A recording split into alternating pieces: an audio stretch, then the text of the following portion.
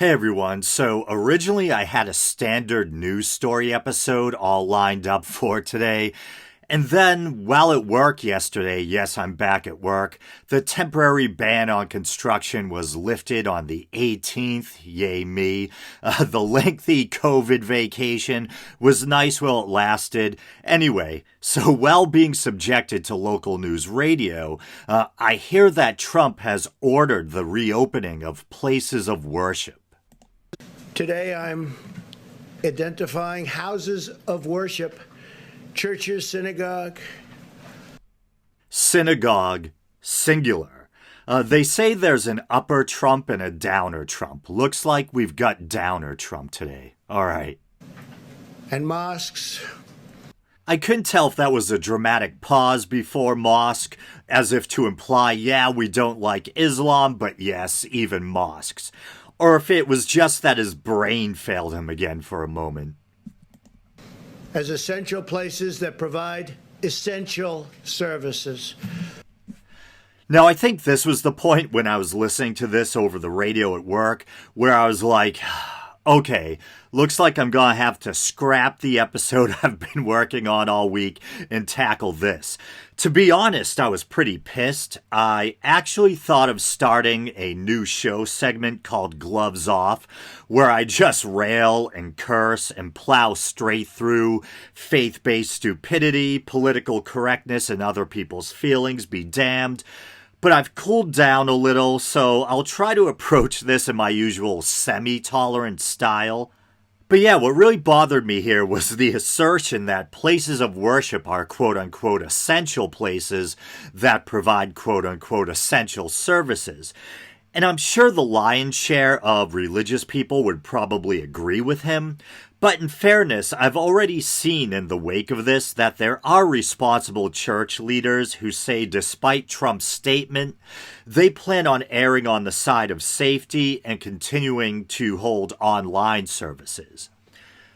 So for myself, as a secular person, as a non-believer, as charming and as interesting as I might find certain aspects of certain religions, at the end of the day, as far as I'm concerned, as far as I can tell looking at the evidence or lack thereof, religions are nothing more than man-made belief systems. There's a reason why it's called faith and not fact. So the idea of showing deference or granting special favor to faith-based institutions has always seemed, shall we say, problematic, to put it lightly, to me. All the more so now during a time like this where we find ourselves in the grip of a pandemic. We're at war with a highly contagious virus, and one of our best weapons is social distancing. So declaring religious gathering places as quote-unquote essential seems, as hyperbolic as this might sound, to be rather dangerous and irresponsible. And what makes it all the more obscene is that most likely this is just political pandering on Trump's part. I'm not a mind reader, but if I was a betting man, I'd wager at the end of the day Trump doesn't give a shit about religion. Remember 2 Corinthians? And this has more to do with his slipping poll numbers in an upcoming election than it does serious religious conviction. And all of this got me thinking yesterday about those basic questions you find yourself asking when you're young and first start, to question religion. Like, if there's a God, why do you have to worship him in a specific building? And why does he require you to worship him at all? Seems pretty megalomaniacal, the great Trump in the sky. If God is the author of creation, wouldn't a walk through the woods or communing with nature be more of an appropriate form of quote-unquote worship or communion than genuflecting in a stuffy church? Stuff I think about. I call it thought porn. Actually, I don't call it that, but it just popped into my head. Anyway, let's continue. Some governors have deemed liquor stores and abortion clinics as essential, but have left out churches and other houses of worship. It's not right. Is it just me, or did Trump sound a little like Robert De Niro there? It's not right. But anyway, so he mentions liquor stores and abortion clinics being deemed essential services. In the case of abortion clinics, I have to plead ignorance here, But I do know that whether or not to keep quote-unquote abortion clinics open during the pandemic has been a matter of contention. And I put abortion clinics in quotes because I don't know if we're talking about places like Planned Parenthood, who provide women with many other medical services besides abortion. I know that on the right, people have tried to claim that abortions make up to something like 94% of Planned Parenthood's... I hate how much I'm using quote-unquote tonight. Feel free to drink up every time I say quote-unquote. I know you're probably just hiding away because of the lockdown situation anyway, so you're not driving. Feel free to take a drink. But yeah, up to 94% of Planned Parenthood's quote-unquote pregnancy services. And as far as I can tell, that's a bit of a word game. In reality, abortions might only count for, as little as 3% of the medical services they provide. And full disclosure, that's going by a 2013 annual report released by the organization itself. Either way, an abortion is considered a medical procedure, and depending on the individual circumstances, and just the fact that human gestation is an ongoing process, making the decision to have the procedure rather time-sensitive, I personally have no problem with making abortions available during the current pandemic. My own feelings on abortion are rather complicated and somewhat similar to those of the late Christopher Hitchens. I recognize the gravity of the situation. To quote Hitchens, an unborn child seems to me to be a real concept. That being said, I also believe in the right of a woman to choose, to have autonomy over their own body. And being a guy, I always feel a little strange or self-conscious chiming in on abortion, and I'm sure at the end of the day, no one understands the seriousness of the decision to have the procedure more than the women who actually have to make that difficult choice. I think most people recognize that abortion is not something to be taken lightly. It's not a cause for celebration. It's Friday night. Let's go have an abortion, And in the case of liquor stores, I admit it does seem strange to consider selling people liquor an essential service. If my friend Crocoduck still listens to the show, he might have something to add to that. But supposedly the thinking is, as far as I understand it, that medical experts were afraid that if people who are addicted to booze are suddenly cut off cold turkey, they might suffer withdrawal symptoms, and that could add to the strain on an already overworked medical system that's focused on trying to battle this virus. I was reading that another factor is probably tax money. The government makes a nice chunk of change off of taxing booze. And now that I think about it, I'm not even sure why someone would necessarily choose to go to a liquor store when many supermarkets or food places, actually sell liquor and you can have it delivered to you with your groceries via Instacart or Uber Eats or whatever. It might depend on your region, though. It wasn't until recently that we had supermarkets selling alcohol in my area. I remember I used to go over the border into New Hampshire, and there was something magical about walking into a supermarket or a convenience store and seeing shelves and refrigerator units stocked with booze. But now there's a Wegmans here, and somehow they managed to get a liquor license. So that's convenient.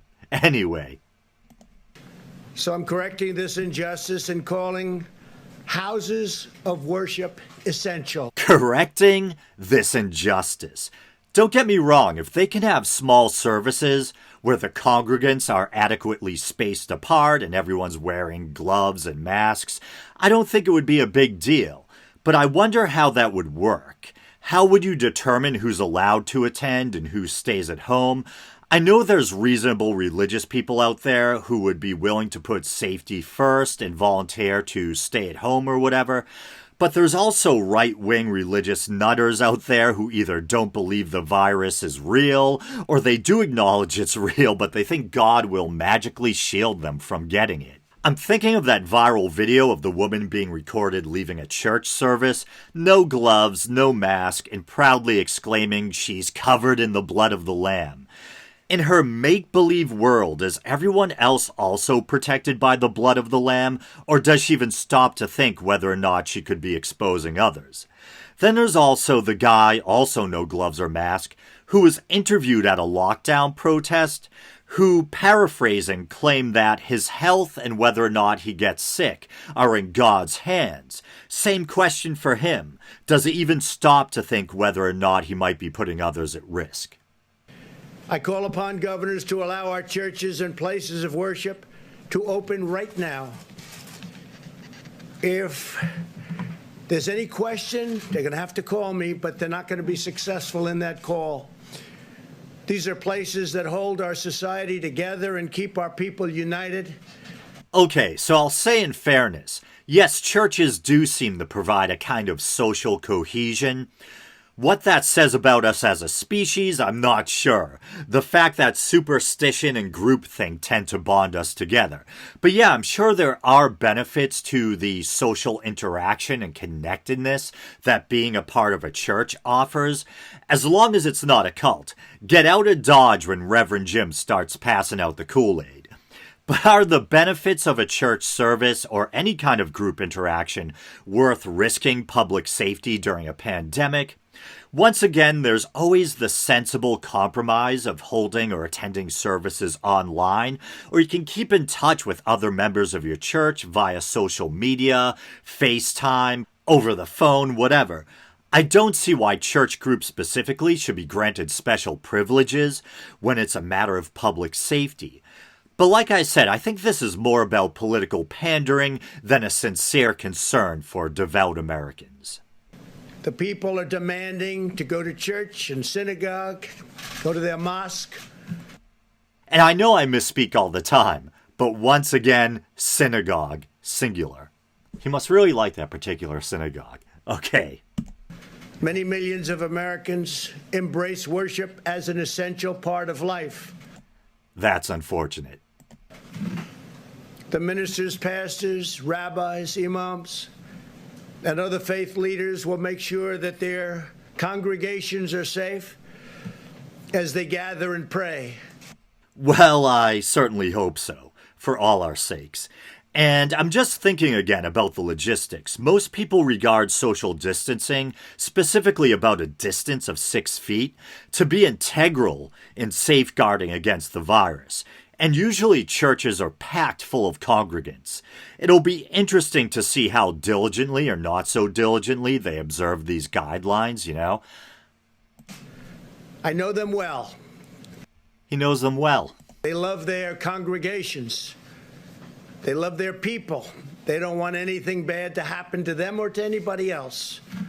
The governors need to do the right thing and allow these very important, essential places of faith to open right now. Okay, so earlier I ran into some technical difficulties trying to download this clip from the original source I was going to use, and apparently it just ends right there. So I'm using a screen capture tool, and we're going to continue from where the last version of this video stopped. For this weekend, if they don't do it, I will override the governors. In America, we need more prayer, not less. Okay, so just as a brief recap, so we had Trump saying that this has to happen now, this weekend. And if the governors don't, cooperate, he'll overrule it. So, tough guy coming through. He'll override the governors. Thank you very much. Oh, yeah, and so there he says America needs more prayer, not less. And damn, I almost forgot about that. That was another part that really set me off when I first heard this at work. In America, we need more prayer, not less. Yeah, because prayer always, fixes everything. Whenever someone tries to promote the alleged efficacy of prayer, I always think about what Richard Dawkins said in one of his documentaries. He visited Lourdes, or Lourdes, is it? I don't know. I'm a vulgar barbarian. That famous pilgrimage site in France. And I'm paraphrasing, but he said something to the effect that it's interesting that prayer usually only seems to, quote unquote, work or help things that might have gotten better anyway. You never see it achieve anything truly miraculous like the regeneration of a severed limb. Other than some mild health benefits similar to those of meditation, lowering stress, blood pressure, that kind of thing, and possibly some kind of emotional or psychological benefit that might come from the satisfaction of wishing someone well or knowing someone else is wishing you well, what does prayer realistically achieve? My guess is a giant goose egg. Nothing. Nada. And yet, whenever there's a disaster, a school shooting, the politicians come out and ask us to pray. I'm almost tempted to curse, go into a gloves off mode at the very end here, but I'll contain myself. So that's it. Now I'm on to the laborious editing process. I hope you guys enjoy this one. Until next time, thanks.